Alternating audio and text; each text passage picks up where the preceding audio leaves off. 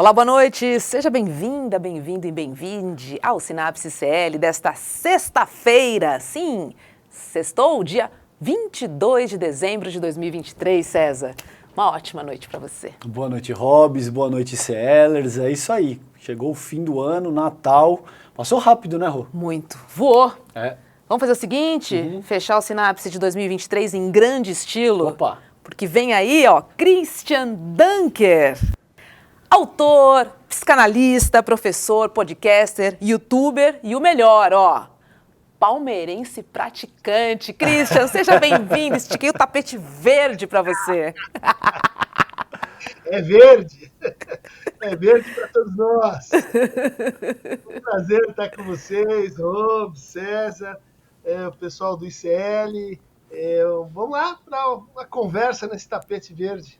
Valeu, Dunker. Obrigado por aceitar o nosso convite. É uma honra te receber no Sinapse. Hobbs, vamos lá. Dunker, seguinte, saiu um livro seu quentinho do forno, né?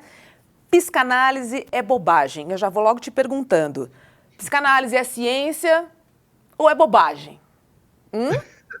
Depende do que você chama de bobagem, depende do que você chama de ciência. Né? Dá para levar a sério? Posso considerar a psicanálise? Vou melhorar minha pergunta. Sempre pode considerar, espero que considere, né? Mas tem uma brincadeira no título, né, que é esse uso, né, em resposta ao trabalho da Pasternak, do Orsi, né, que chamaram a psicanálise de bobagem, ou de besteira, né? E a gente recupera um pouco, assim, humoradamente, a ideia de que bobagem é a forma como, em geral, a gente nomeia os nossos sintomas. Né?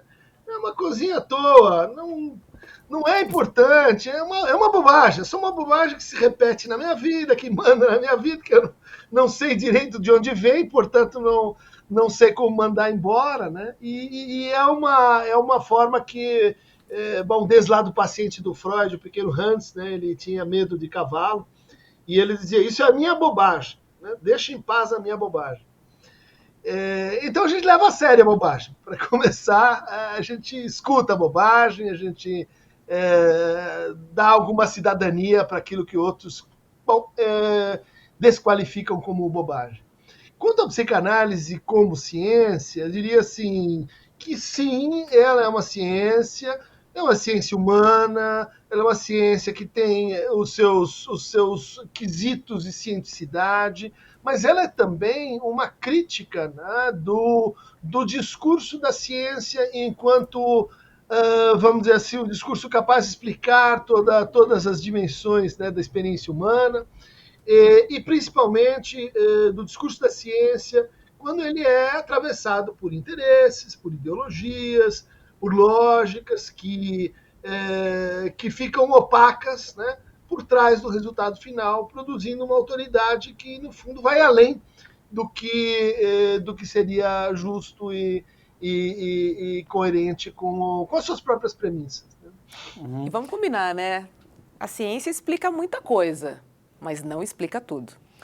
E eu acho que o debate principal aqui é acerca do que é ciência e como é que a gente define ciência. Eu passo para o Christian falar a respeito um pouco disso, mas me parece que nesse trabalho da Natália Pasternak, que é uma pessoa que eu respeito, que colaborou com o meu segundo livro, só para deixar claro isso, o que a gente está debatendo aqui são ideias, jamais entrar no mérito dos indivíduos. Existe uma questão de uma abordagem positivista, kantiana, que trabalha a definição da ciência como uma ciência experimental. E quando você está trabalhando coisas principalmente correlatas ao psiquismo humano, abstratas, você precisa de outros instrumentos, você precisa de outras questões. Então, por exemplo, desqualificar Freud como um charlatão, que de muitas maneiras tenta se fazer isso, a meu ver é um equívoco grosseiro. Freud pode ser criticado de todas as formas, mas ele tem contribuições absolutamente fundamentais para a gente determinar e entender o que é o aparelho psíquico e esse tipo de coisa, né, Christian? Como é que você avalia essa questão, querido? Olha, acho que você já introduziu um tema interessante, que é assim, a ciência tem história, nós precisamos da história da ciência para definir o que é científico, porque certamente a altura em que Freud viveu, na virada do século passado, e conviveu com grandes cientistas, pessoas que estavam descrevendo como funcionava o neurônio, o Freud seria considerado, e foi considerado, um cientista. Né? Seguia os métodos experimentais, tentava se aproximar dos métodos também de interpretação, de entendimento do sentido, lançou problemas para a filosofia e para as ciências da linguagem. Né? Então, obviamente, a ciência naquela época tinha aqueles pressupostos, tinha aquelas exigências. Né? O problema de certas expectativas, vamos dizer assim, excessivas sobre a ciência, é imaginar que ela é uma espécie de conhecimento com propriedades inerentes assim, às formulações de conceitos, às apreciações sobre o mundo, e que independem da maneira como a gente as produz, né? e que formam uma espécie de critério invariante para toda e qualquer forma de conhecimento e racionalidade. Né? Eu diria assim, esse é o ponto em que a ciência ultrapassa a si mesma. Né? Em que ela diz assim, a ciência é o equivalente do racional, e o racional é aquilo que segue a forma da ciência tal qual a gente a estabelece hoje, ou ontem, ou amanhã, ou depois de amanhã. E esse critério da historicidade ele acaba, então, perturbando essa imagem que a gente tem da ciência como a única forma de racionalidade legítima. Boa. Vou trazer alguns temas aqui, Duncan, para a gente entender como é que a psicanálise pode contribuir para a nossa compreensão, né, do ser humano e também dos fenômenos emocionais. A pergunta é, sexualidade equivale a sexo? Não, de forma nenhuma para a psicanálise, principalmente se a gente entender o sexo como sexo genital, como referido à penetração, como suposto entre duas pessoas de gêneros diferentes, de sexos diferentes. Né? Esse é um entendimento que a psicanálise justamente veio a questionar. Né? Uma das contribuições mais importantes, e de novo a gente precisa recorrer à história para perceber isso, né? Foi essa ideia de que a sexualidade ela tem que ver com prazer. Ou seja, todas as modalidades, todas as economias, todas as trocas, né, que produzem, que rebaixam, que intensificam o prazer, cabem no campo da sexualidade. Tá?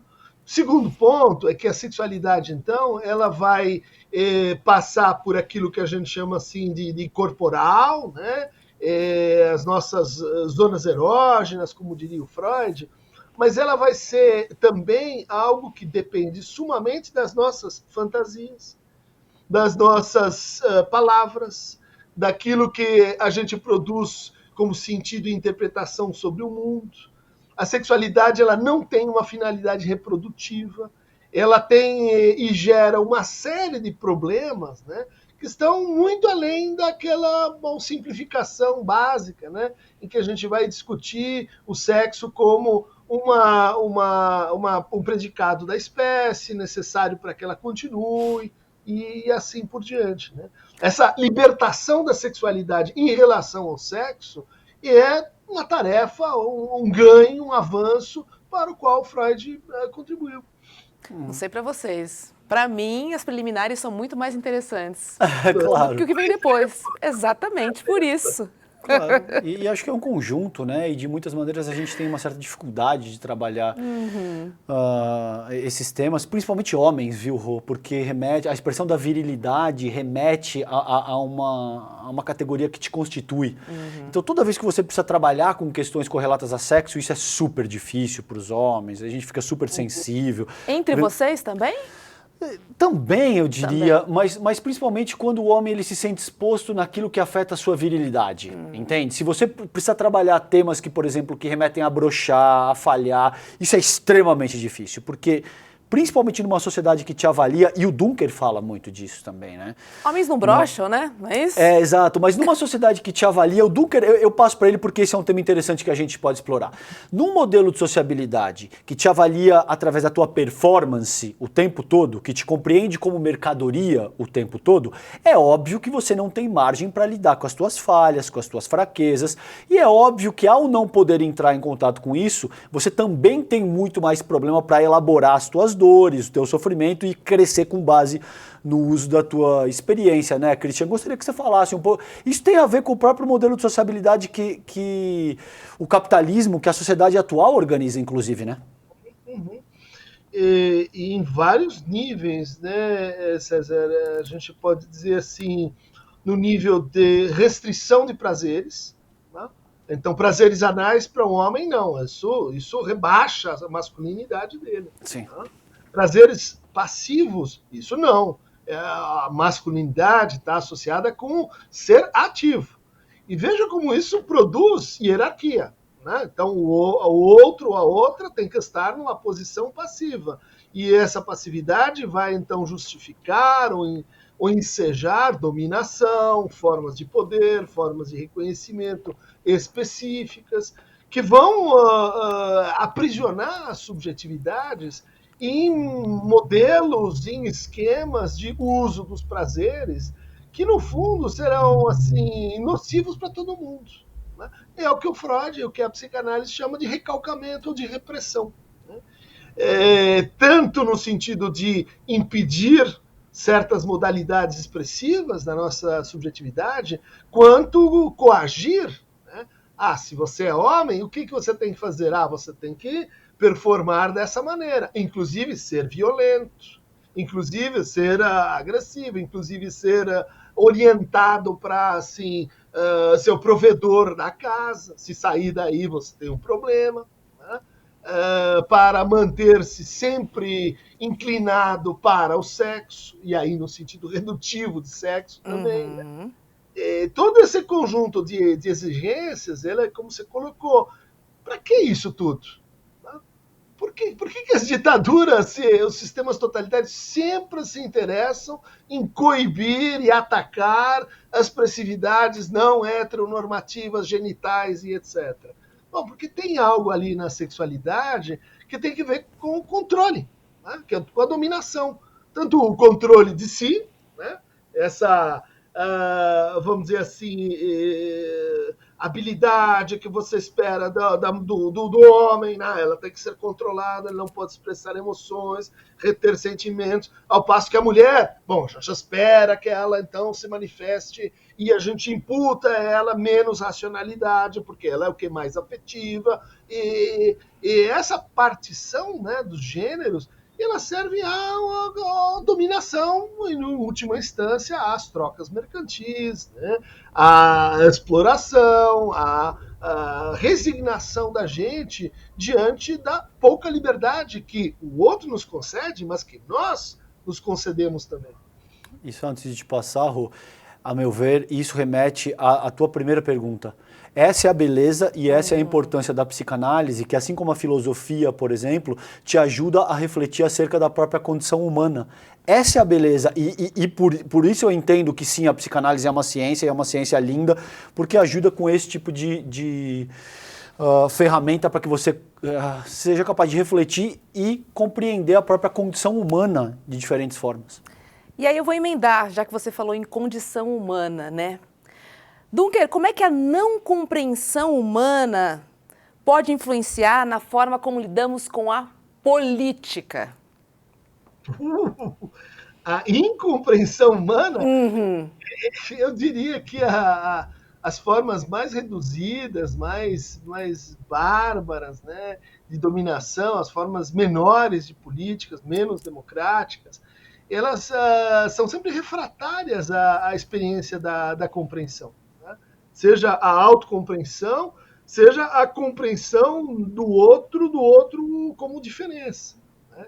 É o impulso a homogeneizar, o impulso a tratar, vamos dizer assim, a igualdade como um princípio, vamos dizer assim, de mesmidade e de uniformidade, que produz compreensões meramente narcísicas e especulares. Né? Então, se eu não vejo no outro alguém que tem os mesmos valores que eu, tem a mesma visão de mundo que eu, que se orienta pelos mesmos interesses, o outro é imediatamente ou um adversário ou um inimigo.